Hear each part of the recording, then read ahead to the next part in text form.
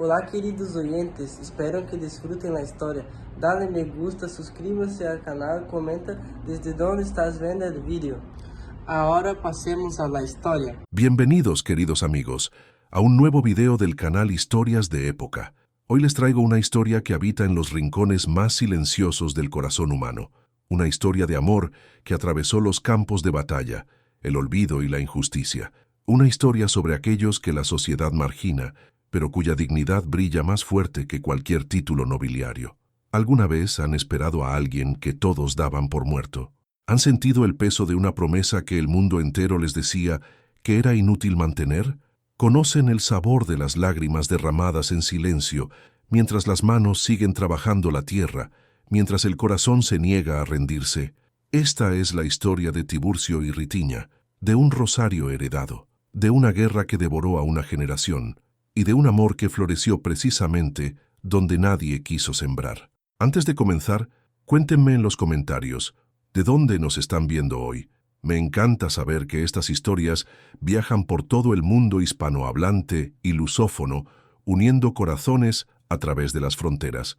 Si esta es su primera vez aquí, los invito a suscribirse al canal y activar la campanita para no perderse ninguna de nuestras historias.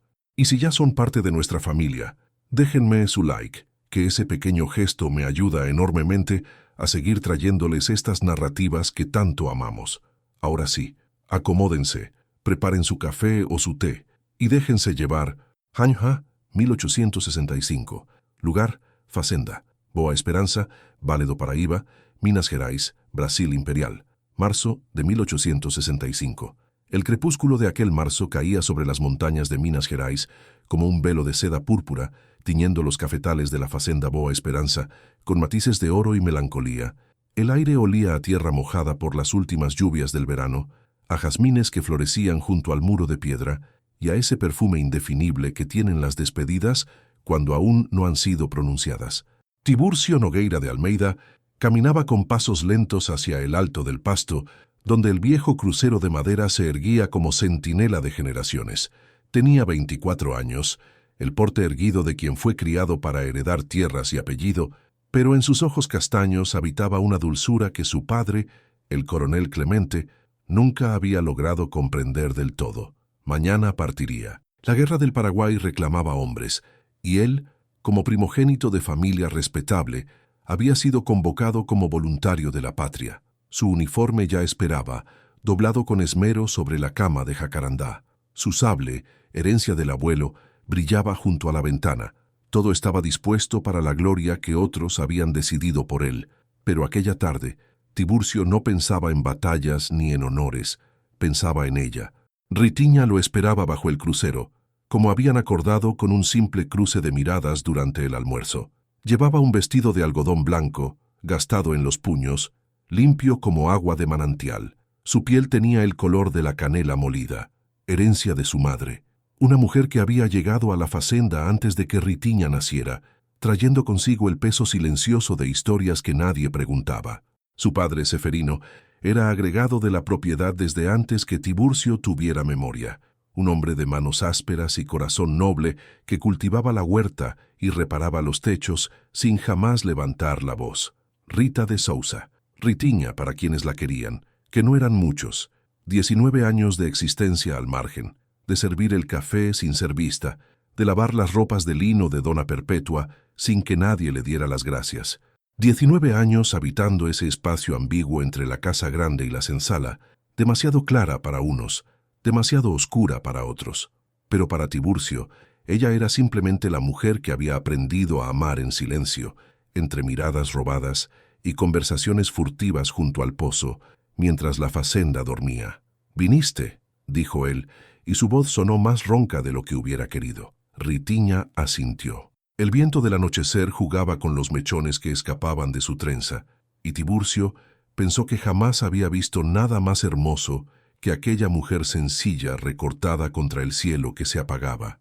«No podía no venir», respondió ella, y había en su voz una firmeza que contrastaba con el temblor casi imperceptible de sus manos. Se miraron largo rato, como si quisieran memorizar cada línea, cada sombra, cada pequeña imperfección que los hacía únicos. El crucero de madera, oscurecido por décadas de lluvias y soles, proyectaba su sombra sobre ellos como una bendición antigua. Tiburcio dio un paso adelante. Llevaba algo en las manos, un rosario de cuentas de cristal opaco, engarzadas en plata ennegrecida por el tiempo. Era de mi abuela Josefa, explicó con la solemnidad de quien entrega un tesoro. Mi abuelo se lo trajo de Portugal cuando eran jóvenes. Ella lo rezaba cada noche, hasta el último día de su vida.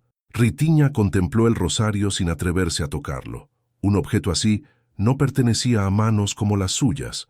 Un objeto así era para señoras de mantilla y guantes, no para hijas de agregados. «No puedo aceptarlo», murmuró. «Puedes y debes».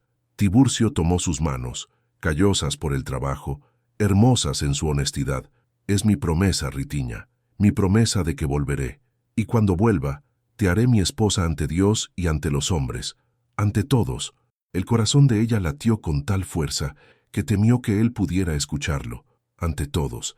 ¿Sabía Tiburcio lo que esas palabras significaban? ¿Comprendía el escándalo que provocaría, la ira de su madre, el rechazo de la sociedad? «Tu familia jamás», comenzó a decir. «Mi familia tendrá que aceptarlo. Eres la mujer que amo, la única que he amado». Las palabras quedaron suspendidas entre ellos, sagradas como una oración. Ritiña levantó los ojos, esos ojos negros como pozos de agua profunda, y en ellos Tiburcio vio algo que lo acompañaría durante todos los horrores que estaban por venir. Vio fe. Ella extendió las manos, y él depositó el rosario en sus palmas. Las cuentas de cristal capturaron la última luz del día. «Te esperaré», dijo Ritiña, y aquellas dos palabras contenían más verdad que todos los juramentos pronunciados en iglesias. «Aunque pasen años. Aunque el mundo entero me diga que estás muerto. Te esperaré». Tiburcio sintió que los ojos se le humedecían. Los hombres no lloraban, le había enseñado su padre. Pero quizás su padre nunca había conocido un amor así.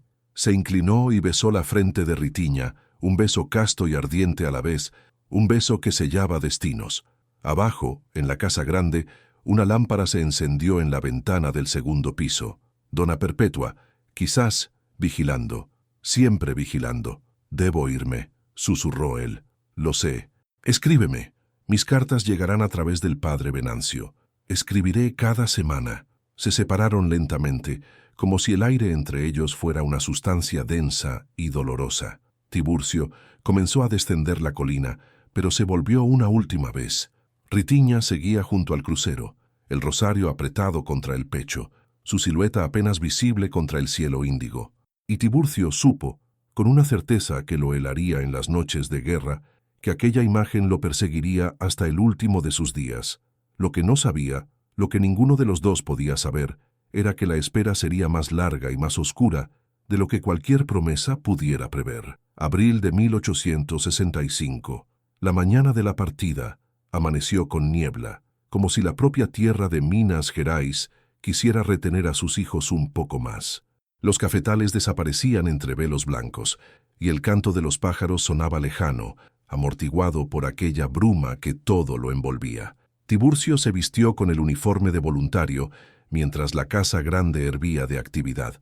Dona Perpetua había ordenado preparar un desayuno abundante: bizcoitos de queijo, goiabada cascão, café recién colado.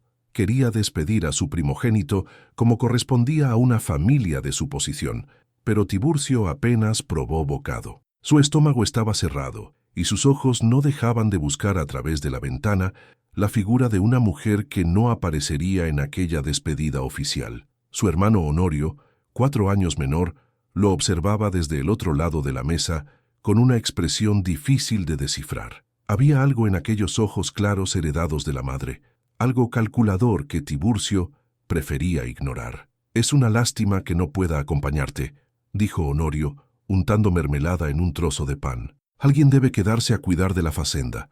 El coronel Clemente, sentado en la cabecera, tosió. La tos que lo aquejaba desde hacía meses parecía empeorar con cada semana que pasaba, pero él se negaba a admitir cualquier debilidad. «Tu hermano cumple con su deber», sentenció el patriarca. «Tú cumplirás con el tuyo aquí, cada uno en su lugar». Tiburcio asintió en silencio. No era momento para discusiones. Había aprendido, desde niño, que en aquella casa Las palabras del coronel eran ley. Afuera el carruaje esperaba. Los baúles ya estaban cargados. Los esclavos de la casa se habían alineado junto al porche para despedir al señorito, como mandaba la costumbre, pero entre aquellos rostros oscuros, Tiburcio buscó uno en particular, y lo encontró.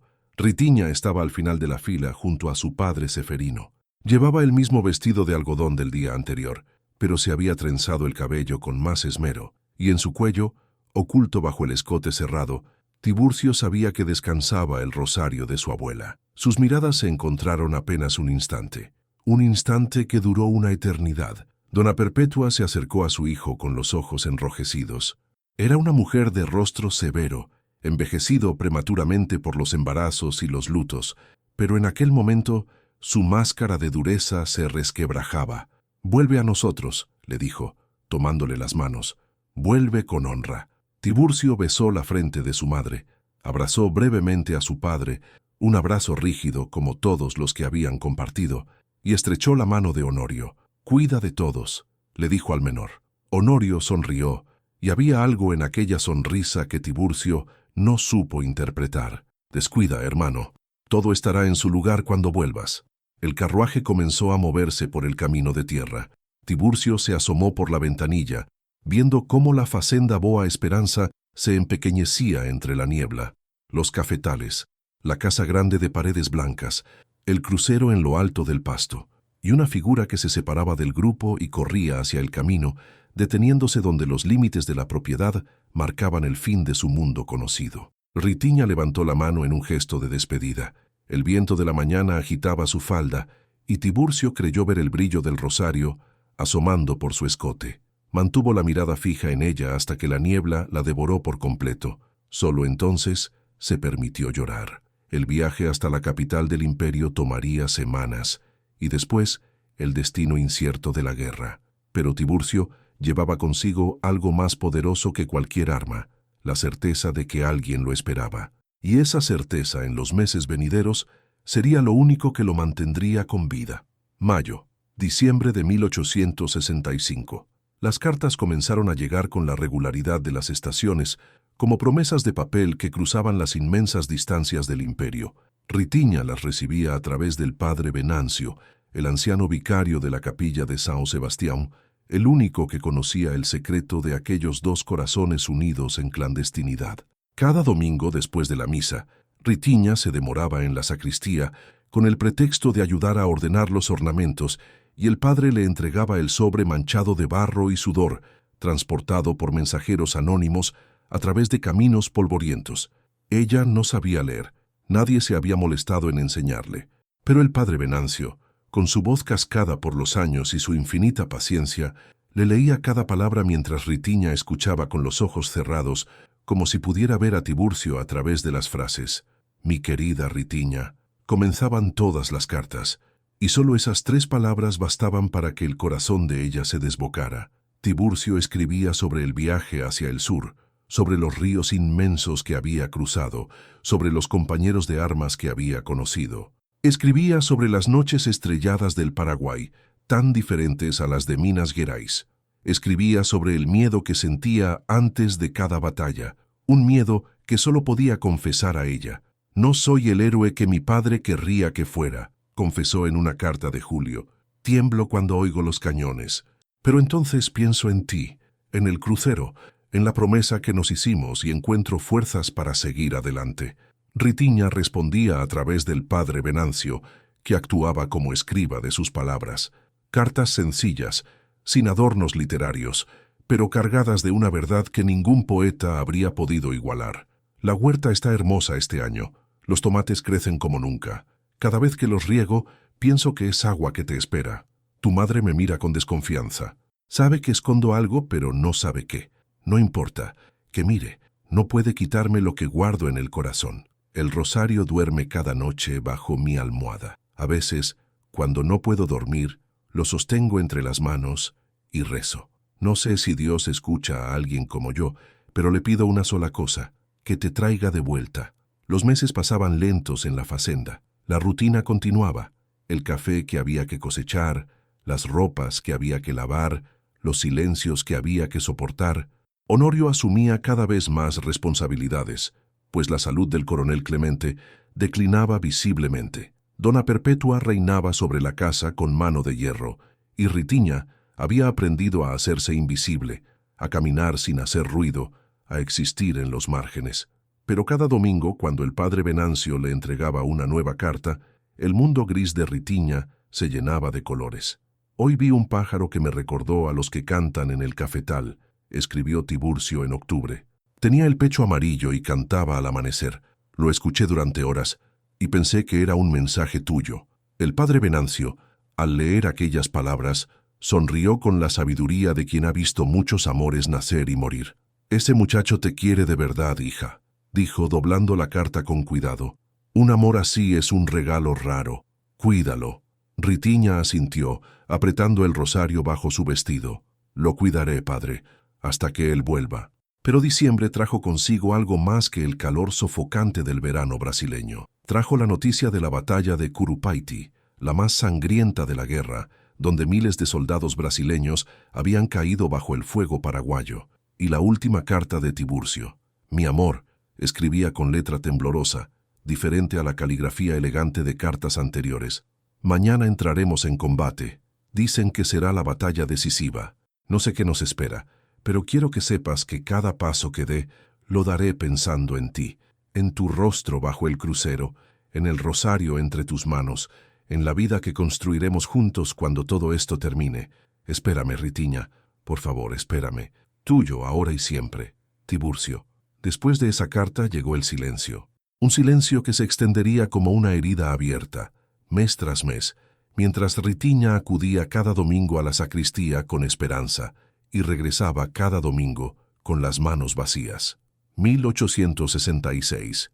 El silencio tiene peso. Ritiña lo aprendió en aquellos meses interminables, cuando cada día que pasaba sin noticias añadía una piedra más al fardo invisible que cargaba sobre los hombros. Enero, febrero, marzo. El padre Venancio negaba con la cabeza cada domingo, y Ritiña sentía que algo dentro de ella se marchitaba, como las flores que olvidaba regar. La facenda continuaba su ritmo inmutable. Los esclavos cantaban en los cafetales, sus voces tristes elevándose hacia un cielo que no escuchaba. Dona Perpetua supervisaba la cocina con ceño fruncido. Honorio se paseaba por los corredores con una seguridad nueva, como si el suelo que pisaba le perteneciera cada vez más. Y Ritiña barría, lavaba, planchaba, existía. Su padre Ceferino era el único que notaba el cambio en ella. Por las noches, cuando compartían la cena frugal en la casa de los agregados, él la observaba con preocupación.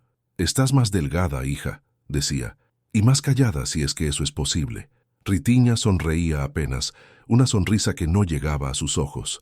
«Estoy bien, pai, solo cansada». Pero Ceferino conocía a su hija. Conocía el brillo que había aparecido en sus ojos el año anterior, un brillo que él había fingido no ver, porque verlo significaba enfrentar verdades peligrosas, y conocía la oscuridad que ahora ocupaba el lugar de ese brillo. «Si alguna vez necesitas hablar», comenzó a decir.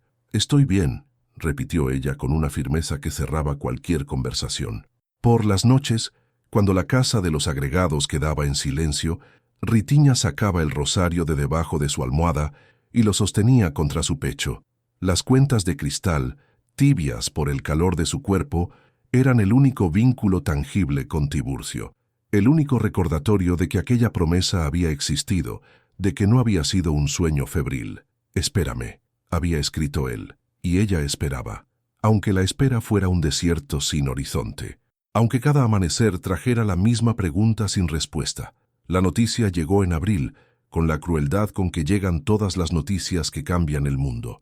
Un oficial del ejército imperial apareció en la facenda, con su uniforme polvoriento y su rostro curtido por el sol del Paraguay. Fue recibido en el salón principal, donde el coronel Clemente, cada vez más pálido y demacrado, ocupaba su sillón de siempre junto a la ventana. Ritiña estaba sirviendo el café cuando escuchó las palabras. «Lamento informarle, coronel, que su hijo Tiburcio Nogueira de Almeida cayó en combate durante la batalla de Curupaiti. Su cuerpo no fue recuperado. La bandeja se deslizó de las manos de Ritiña. Las tazas de porcelana se estrellaron contra el suelo, pero nadie la miró, nadie la veía. Dona Perpetua emitió un grito que parecía venir de las entrañas de la tierra. El coronel Clemente se quedó inmóvil, como si las palabras necesitaran tiempo para penetrar la coraza de su orgullo. Honorio, de pie junto a la puerta, agachó la cabeza en un gesto de duelo que parecía ensayado. ¿Están seguros?, preguntó el coronel con voz estrangulada. Varios testigos lo vieron caer, señor. El ataque fue devastador. Muy pocos sobrevivieron. Ritiña recogía los pedazos de porcelana con manos temblorosas, cortándose un dedo sin sentir dolor. La sangre goteaba sobre el suelo de madera, mezclándose con el café derramado. Cayó en combate. Las palabras resonaban en su cabeza como campanas de funeral. Su cuerpo no fue recuperado. Tiburcio, su Tiburcio, el hombre que le había prometido un futuro bajo el crucero, el hombre cuyas cartas habían sido su único alimento durante meses. Muerto. No, la palabra era imposible. La palabra no cabía en su corazón. Niña, estás sangrando, dijo una voz lejana. Era Mãe Josefina, la cocinera anciana, la única que alguna vez le había mostrado algo parecido al cariño materno. Ritiña se dejó conducir fuera del salón, lejos de los llantos de Dona Perpetua, lejos del silencio pétreo del coronel, lejos de la mirada de Honorio que, por un instante, se había cruzado con la suya. Y en esa mirada, Ritiña había visto algo que la heló hasta los huesos. Había visto alivio. 1866, 1868. El luto oficial de la familia Nogueira de Almeida duró el tiempo prescrito por la sociedad. Un año de ropas negras, ventanas cerradas y misas en memoria del caído. Pero el verdadero luto, el que no tiene calendario ni reglas, se instaló en la facenda como una niebla permanente que todo lo impregnaba. El coronel Clemente se apagaba día tras día. La noticia de la muerte de su primogénito había sido el golpe final a una salud ya frágil. Pasaba las horas junto a la ventana, mirando los cafetales sin verlos, murmurando nombres que nadie entendía. A veces llamaba a Tiburcio, y el silencio que seguía a ese nombre era más doloroso que cualquier respuesta. Dona Perpetua, por su parte, canalizó su dolor en ira. Una ira fría y silenciosa que buscaba culpables en todas partes. Culpaba al emperador por la guerra, culpaba a los paraguayos por su resistencia, culpaba al propio Tiburcio por haberse alistado como voluntario. Y sin saberlo exactamente por qué, culpaba a Ritiña. «Esa muchacha tiene algo», le dijo a Honorio una noche, cuando creían que nadie escuchaba. «La he visto llorar. ¿Por qué lloraría una criada por mi hijo?» Honorio, que sospechaba más de lo que dejaba ver, se encogió de hombros. «Las criadas lloran por todo, madre. No vale la pena preocuparse». Pero Dona Perpetua no estaba convencida. Desde entonces, su trato hacia Ritiña se volvió aún más frío, más cortante, más cargado de desprecio silencioso. Ritiña soportaba. Era lo que había hecho toda su vida. Pero ahora soportaba con el peso adicional de un duelo que no podía mostrar, de un amor que debía mantener secreto incluso después de que su objeto hubiera desaparecido. Por las noches, cuando la facenda dormía, ella subía al alto del pasto y se sentaba junto al crucero. Era peligroso. Si alguien la veía, habría preguntas. Pero necesitaba estar allí, en el lugar donde todo había comenzado. «Dijiste que volverías», susurraba al viento. «Me lo prometiste». El viento no respondía. El crucero de madera permanecía inmutable, testigo mudo de una promesa rota. Pero Ritiña no podía creerlo del todo. Había algo en lo más profundo de su ser, algo irracional e inexplicable, que se negaba a aceptar que Tiburcio estuviera muerto. Su cuerpo no fue recuperado, había dicho el oficial. ¿Y si eso significaba que había sobrevivido? ¿Y si estaba en algún lugar, herido, esperando poder volver? Era una esperanza absurda, lo sabía, una esperanza que cualquier persona sensata habría abandonado. Pero Ritiña no era cualquier persona. Era una mujer que había aprendido a sobrevivir en los márgenes, a encontrar luz donde otros solo veían oscuridad. Y el rosario seguía bajo su almohada, tibio, presente, real. En 1868, el coronel Clemente exhaló su último aliento en la misma cama donde había nacido 63 años atrás. Murió llamando a Tiburcio, con la mano extendida hacia algo que solo él podía ver. Ritiña estaba cambiando las sábanas del cuarto contiguo cuando escuchó el grito de Dona Perpetua. Corrió como todos, pero se detuvo en el umbral. No le correspondía entrar en la alcoba del patrón. Desde allí vio cómo Honorio cerraba los ojos de su padre con un gesto practicado, casi profesional. Vio cómo Dona Perpetua se desplomaba sobre el cuerpo inerte, sus sollozos mezclándose con oraciones a medio pronunciar, y vio cómo, en medio del caos, Honorio levantaba la vista y recorría la habitación con mirada evaluadora, como un heredero que por fin recibe lo que siempre había ambicionado. La fazenda Boa Esperanza tenía un nuevo dueño, y para Ritiña, la oscuridad estaba a punto de volverse más densa. 1868, 1869. Honorio Nogueira de Almeida no perdió tiempo en tomar las riendas de la fazenda. A sus 24 años, se veía a sí mismo como el salvador de una propiedad mal administrada, aunque la realidad era que su padre había manejado Boa Esperanza con mano firme durante décadas.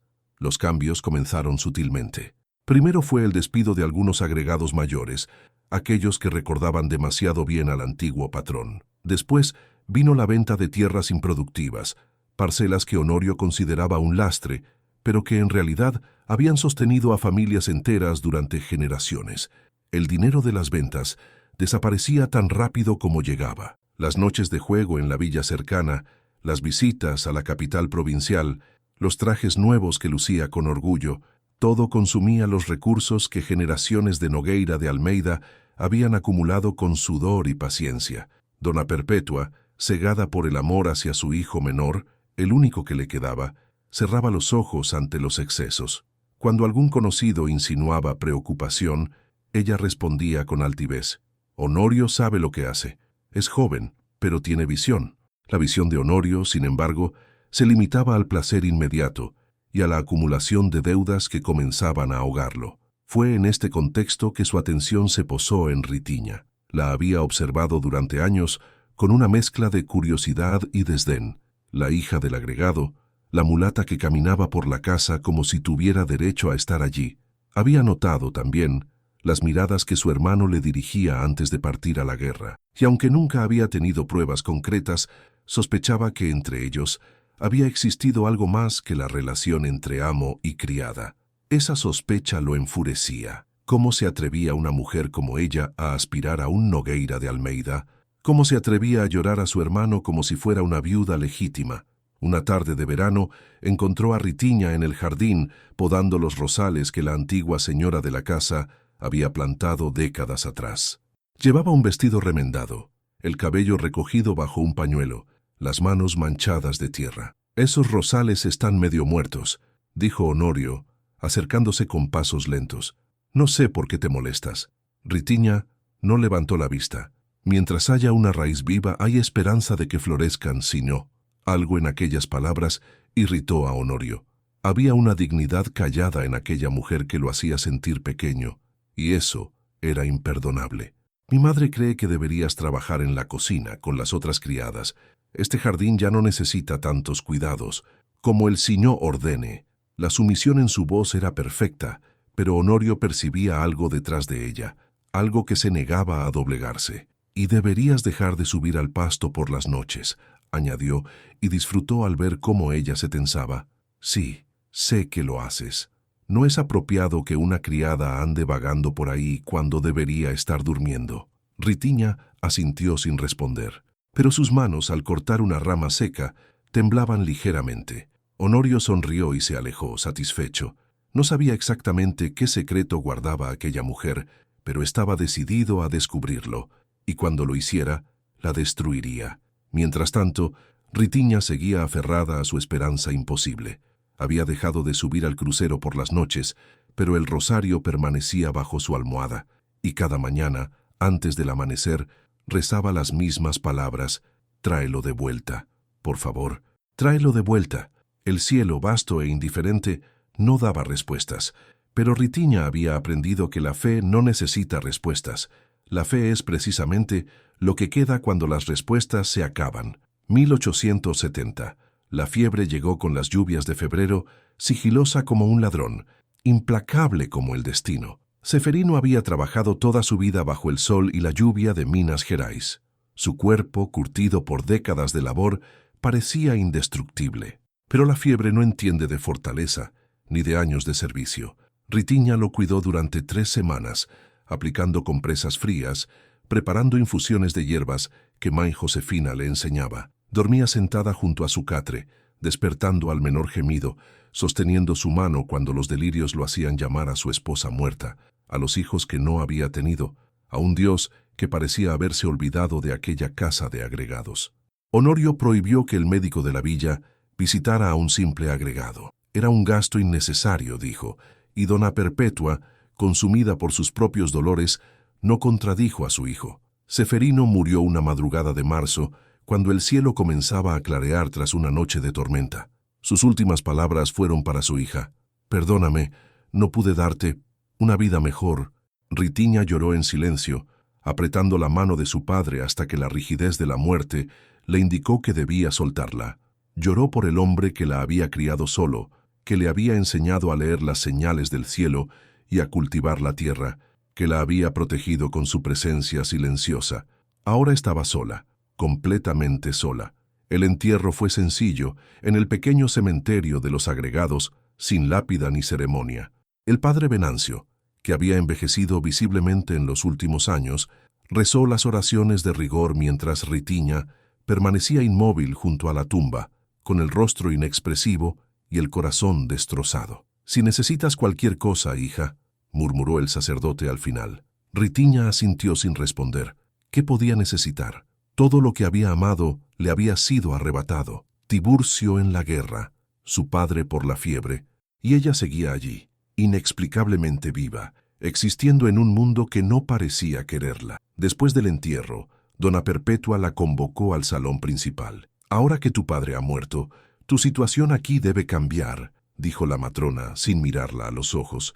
«Ya no eres hija de un agregado, eres una criada más. Vivirás en el cuarto de servicio, junto a las otras. Tu sueldo será una miseria, pero tendrás comida y techo. Es más de lo que mereces».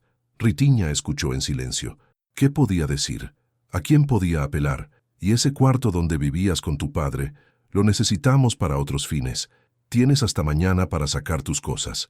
«Sí, señora», respondió Ritiña con voz neutra.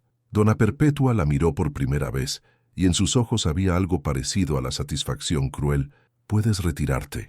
Esa noche, Ritiña reunió sus escasas posesiones, algunas mudas de ropa, un peine de madera que había sido de su madre, una imagen de Nosa Señora Aparecida que su padre guardaba junto a la cama, y el rosario. Lo sostuvo entre las manos, sintiendo las cuentas de cristal tibias como siempre.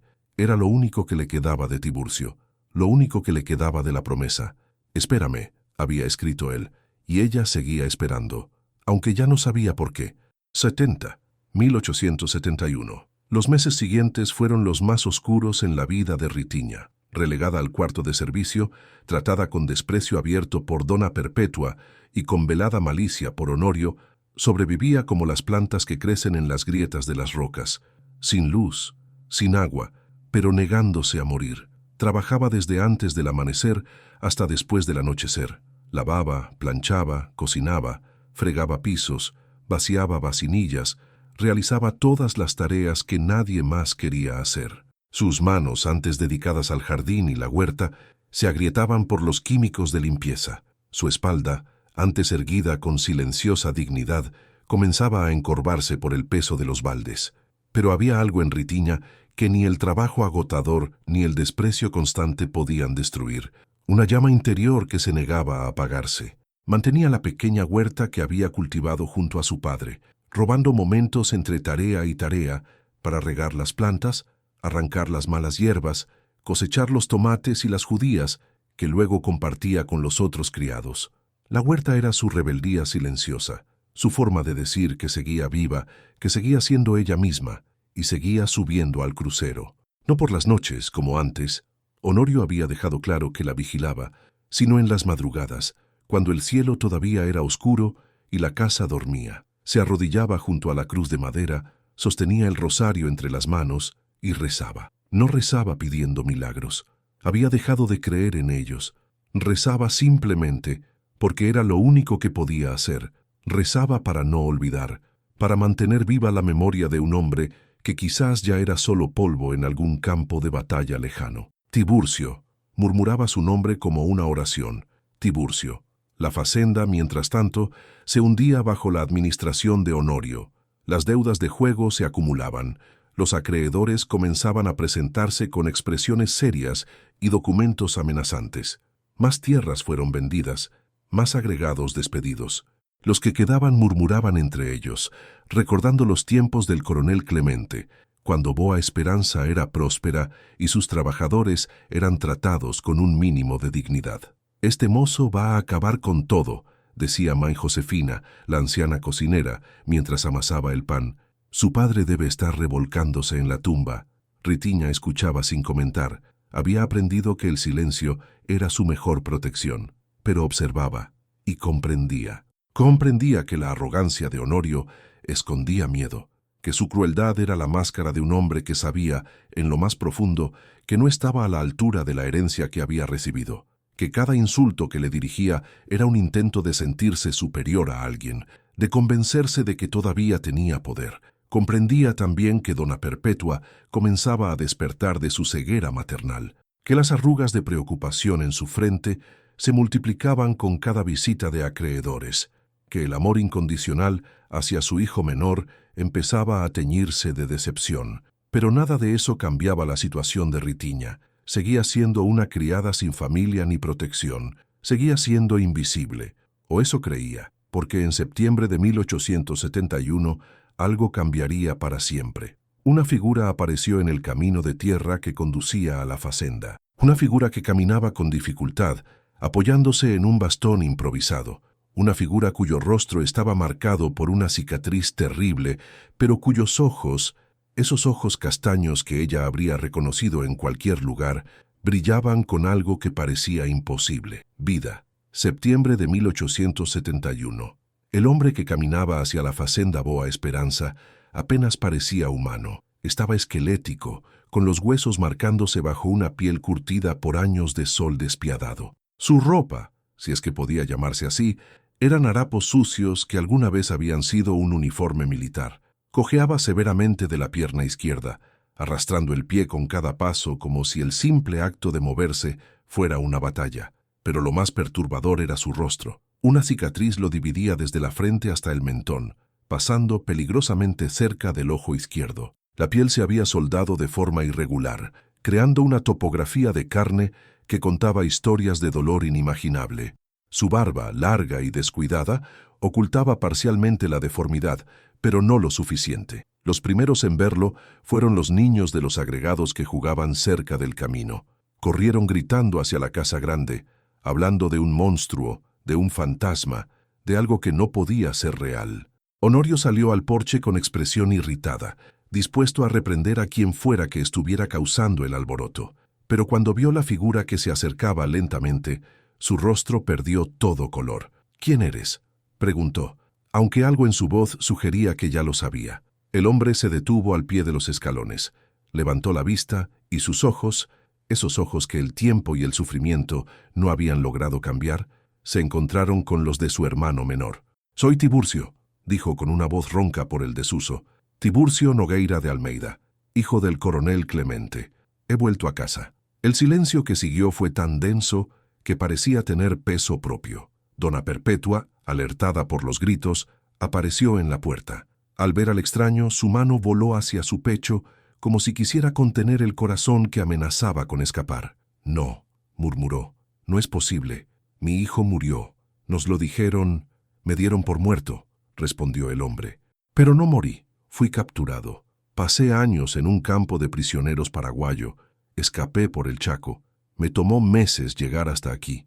Honorio había recuperado la compostura. Su rostro, tras la palidez inicial, se había endurecido en una máscara de desconfianza. «Cualquiera puede inventar una historia así», dijo. «¿Cómo sabemos que dices la verdad?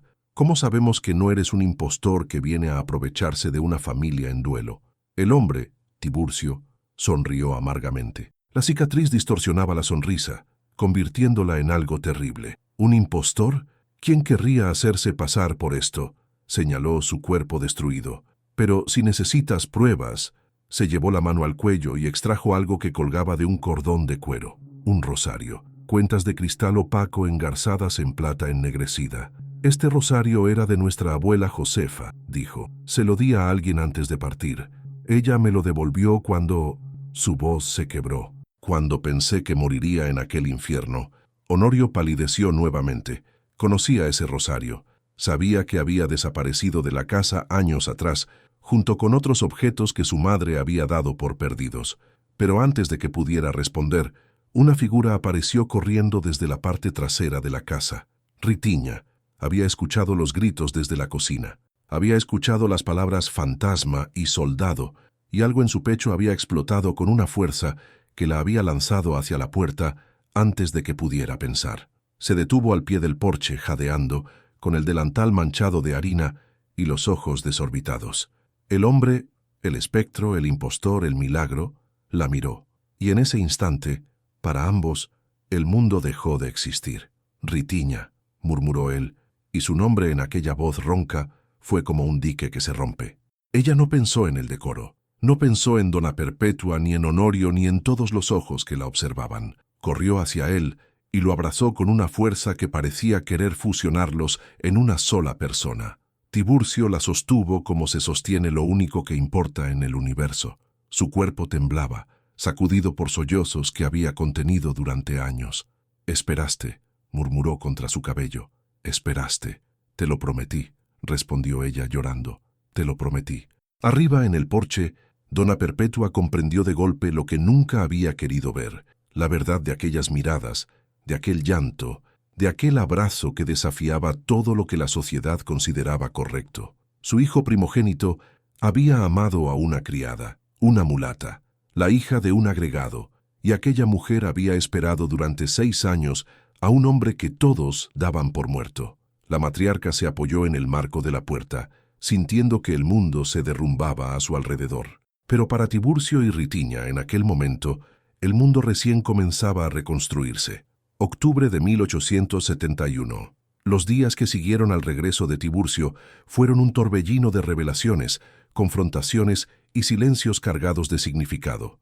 Honorio se aferraba a su teoría del impostor con la desesperación de un náufrago. Envió mensajes a la villa, a la capital provincial, a cualquier autoridad que pudiera confirmar o desmentir la identidad de aquel hombre. Pero las respuestas, cuando llegaron, fueron inequívocas.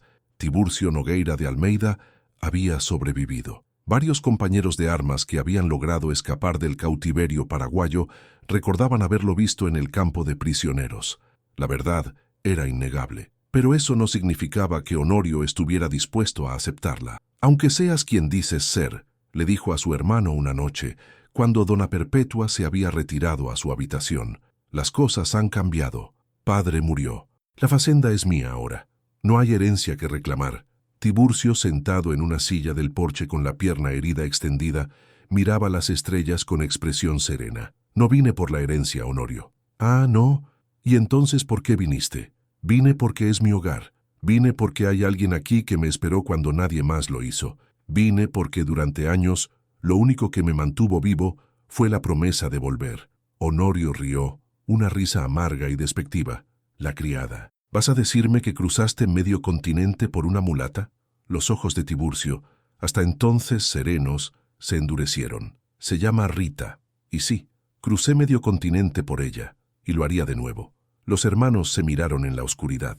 Entre ellos había años de diferencias nunca resueltas, de favoritismos parentales, de caminos divergentes, pero ahora había algo más, un abismo que ningún puente podría cruzar. «No eres bienvenido aquí», dijo Honorio finalmente. «Si quieres quedarte en la región, hazlo, pero no en esta facenda, no en mi casa». «Tu casa», repitió Tiburcio sin rencor.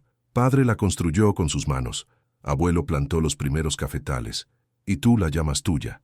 Lo es, legalmente, y la ley es lo único que importa». Tiburcio asintió lentamente. Se levantó con dificultad, apoyándose en el bastón que se había convertido en extensión de su cuerpo. «Tienes razón», dijo. «La ley es lo único que a ti te importa». «Pero hay cosas más grandes que la ley, hermano, cosas que no se pueden comprar, ni vender, ni heredar». Se alejó cojeando hacia la casa de agregados, donde Ritiña lo esperaba, dejando a Honorio solo con sus victorias vacías. Esa noche, sentados en la pequeña huerta que ella había mantenido viva durante años, Tiburcio y Ritiña hablaron durante horas. Él le contó sobre la guerra, los horrores que sus cartas no habían podido describir, sobre el cautiverio, sobre las noches interminables en que su imagen era lo único que lo separaba de la locura. Ella le contó sobre la muerte de su padre, sobre los años de servidumbre, sobre el rosario que había dormido bajo su almohada cada noche, sin excepción. «Debería haberte escrito», dijo él tomando sus manos. «Debería haber encontrado la forma...» «No podías», lo interrumpió ella. «Lo sé. Y no importa. Estás aquí. Eso es todo lo que importa». La luna se elevaba sobre los cafetales, iluminando sus rostros. Tiburcio, a pesar de la cicatriz y los años de sufrimiento, seguía siendo el hombre que ella había amado bajo el crucero. Y Ritiña, a pesar de las arrugas de cansancio y las manos agrietadas, seguía siendo la mujer que él había prometido desposar. «Nos iremos de aquí», dijo Tiburcio. «Encontraremos un lugar. Construiremos algo nuestro». «¿Con qué?», preguntó ella, no por desesperanza, sino por necesidad de saber.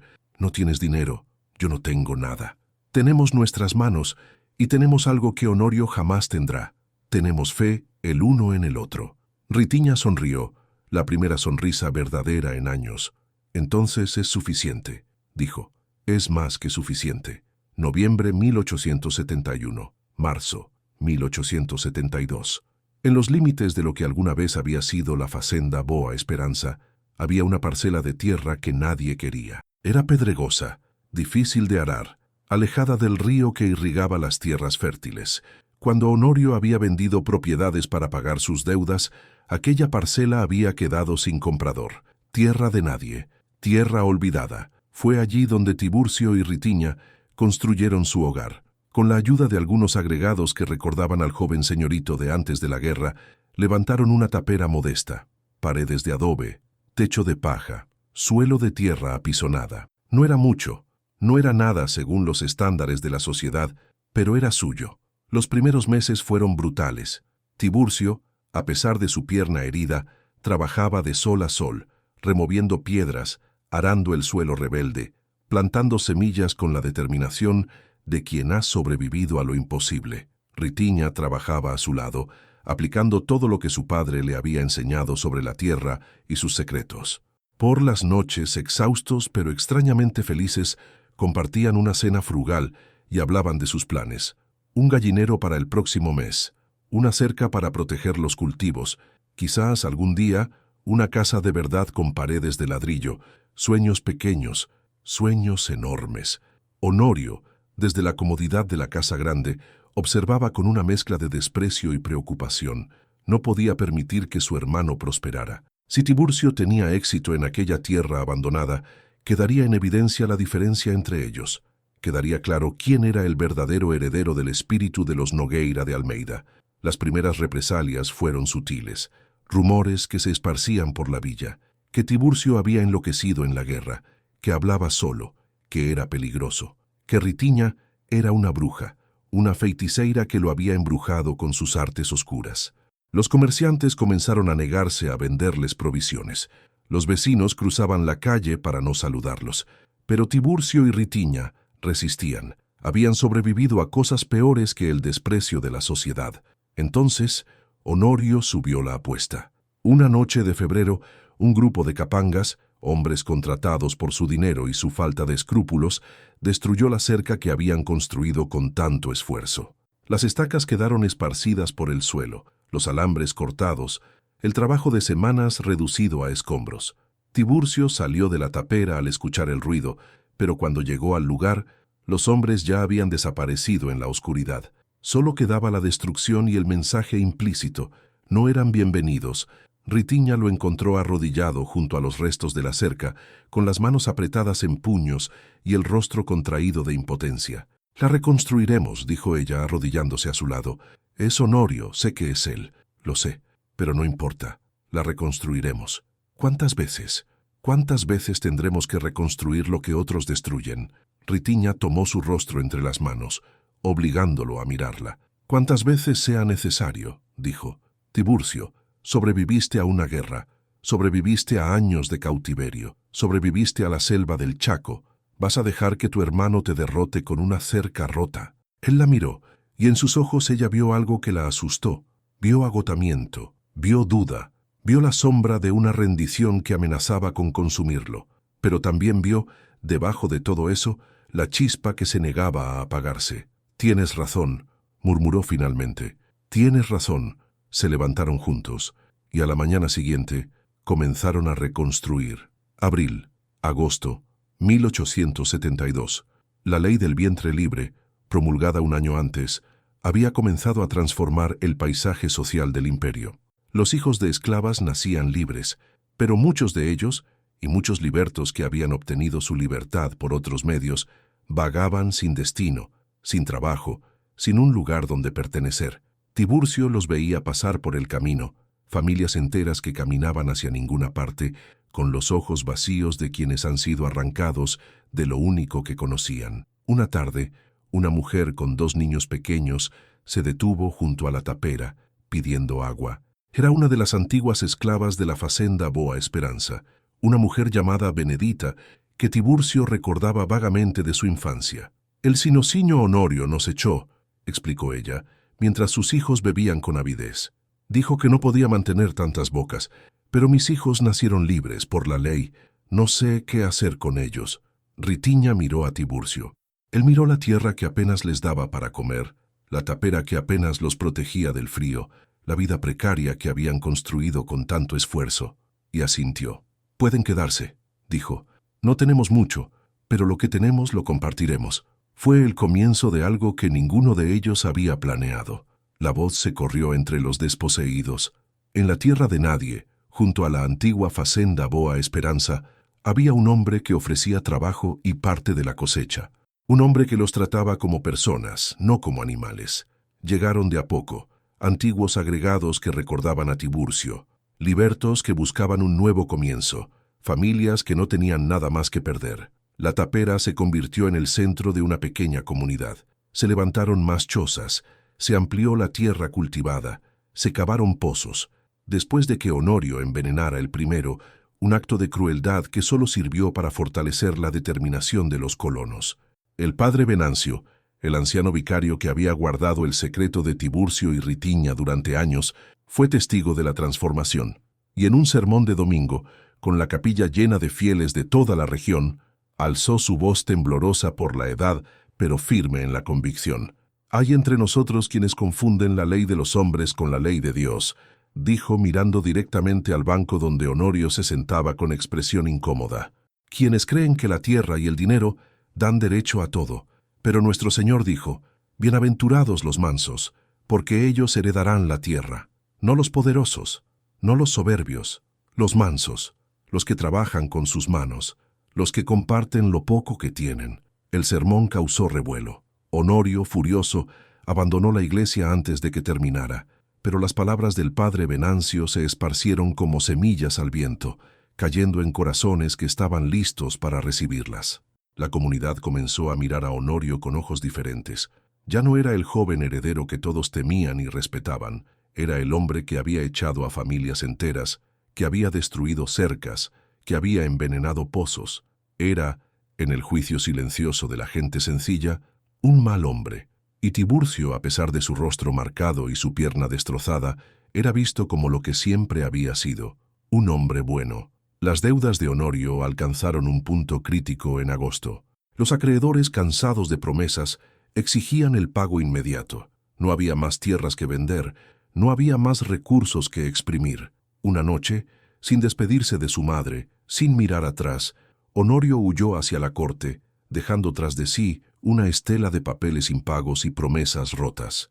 Dona Perpetua, abandonada por el hijo que había adorado, quedó sola en la casa grande que se desmoronaba, y en la tierra de nadie, la pequeña comunidad de Tiburcio comenzó, finalmente, a florecer. Septiembre, noviembre 1872.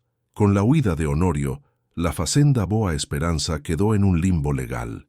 Los acreedores se disputaban los restos, los abogados presentaban demandas y contrademandas, y la casa grande languidecía como un animal enfermo. Tiburcio no participó en ninguna de esas batallas, no reclamó herencias, ni derechos, ni compensaciones.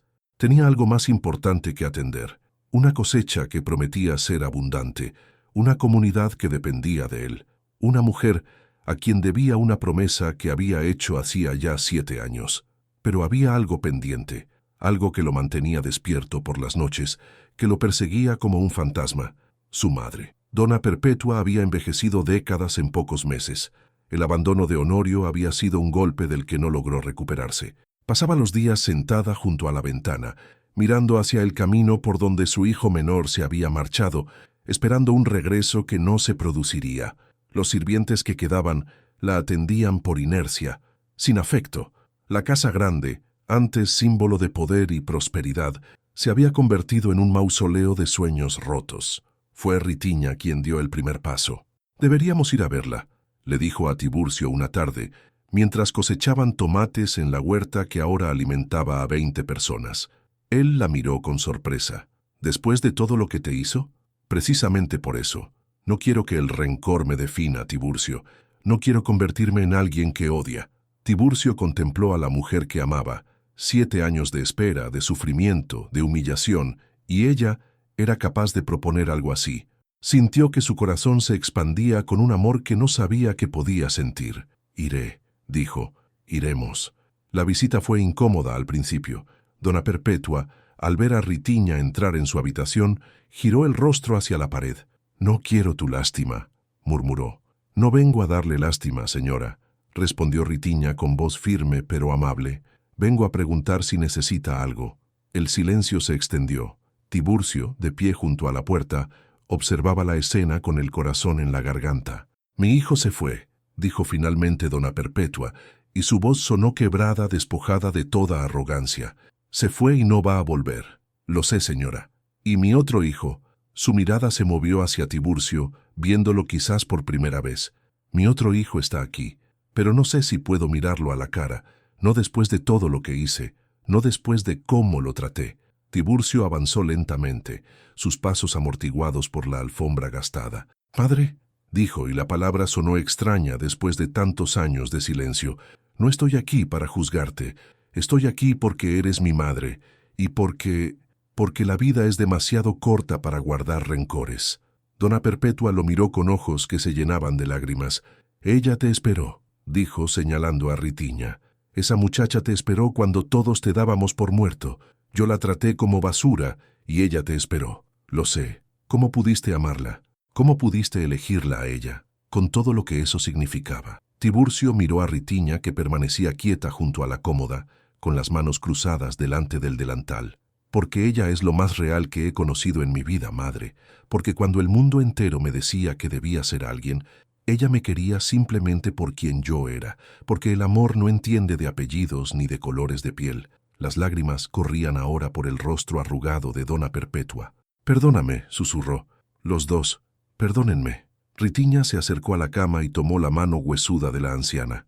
No dijo nada, no hacía falta. Y en aquel cuarto polvoriento, entre 3 personas que habían sido enemigas, nació algo nuevo.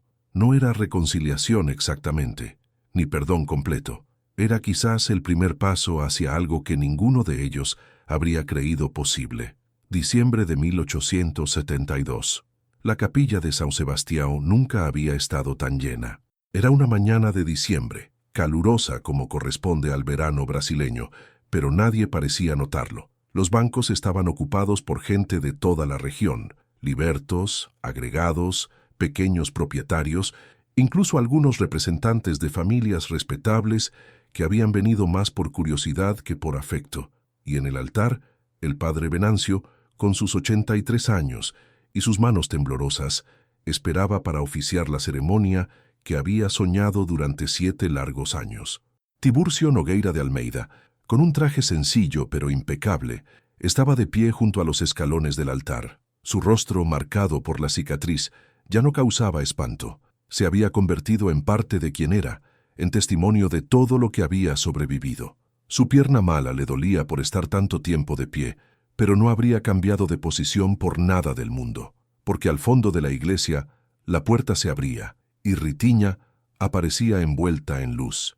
No llevaba un vestido de novia tradicional, era un vestido blanco sencillo, cosido por las mujeres de la comunidad con retazos de telas que habían ido reuniendo durante meses.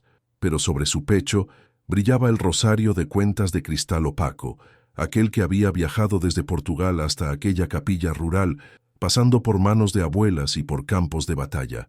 Caminaba sola por el pasillo.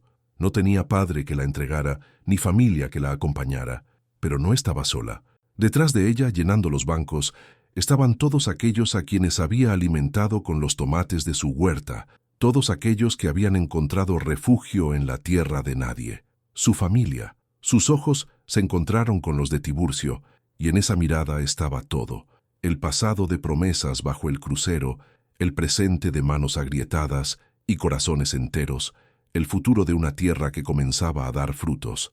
El padre Venancio carraspeó, emocionado. «Hermanos», comenzó, «estamos aquí reunidos para unir en santo matrimonio a Tiburcio y a Rita, un hombre y una mujer que el mundo intentó separar de todas las formas posibles.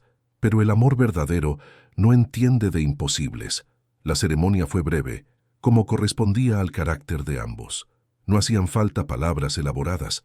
Las promesas que importaban las habían intercambiado años atrás, bajo un viejo crucero de madera, cuando el futuro era incierto y lo único seguro era lo que sentían el uno por el otro. «Los declaro marido y mujer», dijo el padre Venancio con la voz quebrada por la emoción. «Pueden besarse». Tiburcio tomó el rostro de Ritiña entre sus manos, esas manos que habían empuñado armas, que habían cavado la tierra, que habían reconstruido cercas una y otra vez, y la besó.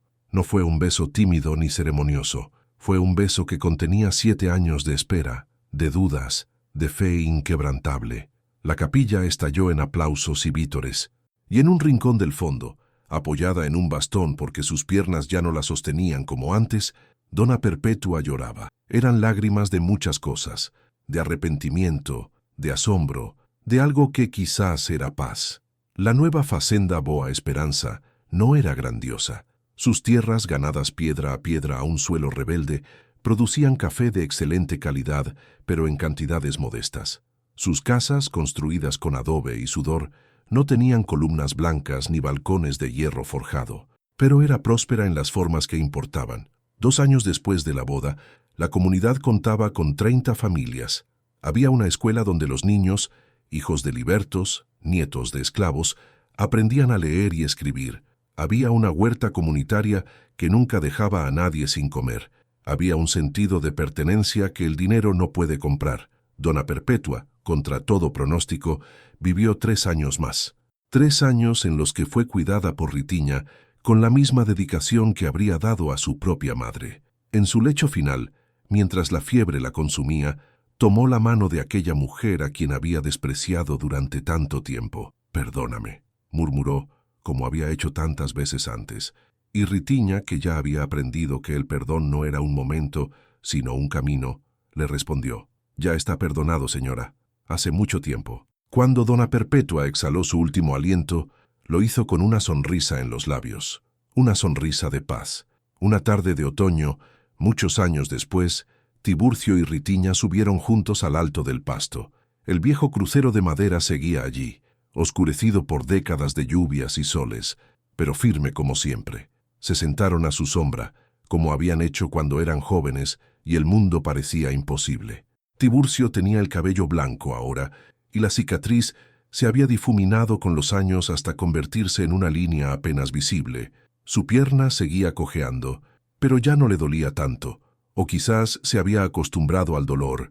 Ritiña, con arrugas que mapeaban una vida de trabajo y amor, seguía llevando el rosario al cuello. Las cuentas de cristal habían perdido brillo, pero no significado. «¿Recuerdas aquella noche?», preguntó él, tomando su mano. «Como si fuera ayer», respondió ella. «Te prometí que te esperaría, y lo hice.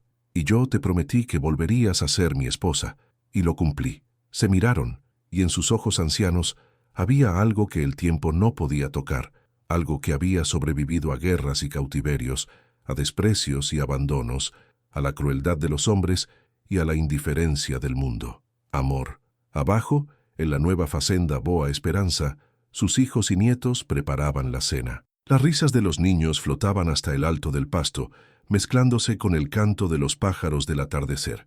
Tiburcio, dijo Ritiña, apretando su mano, ¿sabes qué fue lo que me mantuvo durante todos esos años de espera? ¿El rosario? No, bueno, también el rosario, pero sobre todo fue la fe. La fe en que lo que sentíamos era real, y si era real, entonces tenía que haber un camino para que se cumpliera. Tiburcio asintió lentamente. La verdadera herencia, murmuró contemplando la comunidad que habían construido juntos. No es la tierra, ni el apellido, ni el dinero. No, confirmó ella. La verdadera herencia es esto, es quien queda cuando no tienes nada, es quien te espera cuando el mundo te da por muerto, es el amor que construye donde otros solo saben destruir. El sol se hundía tras las montañas de Minas Gerais, tiñendo el cielo de los mismos tonos púrpuras y dorados de aquella primera despedida, hacía ya tantos años. Tiburcio y Ritiña permanecieron allí, juntos, hasta que las primeras estrellas aparecieron, y el crucero de madera, testigo silencioso de promesas cumplidas, siguió montando guardia sobre ellos como lo había hecho siempre, porque algunas cosas, las que verdaderamente importan, no conocen de finales, solo de nuevos comienzos.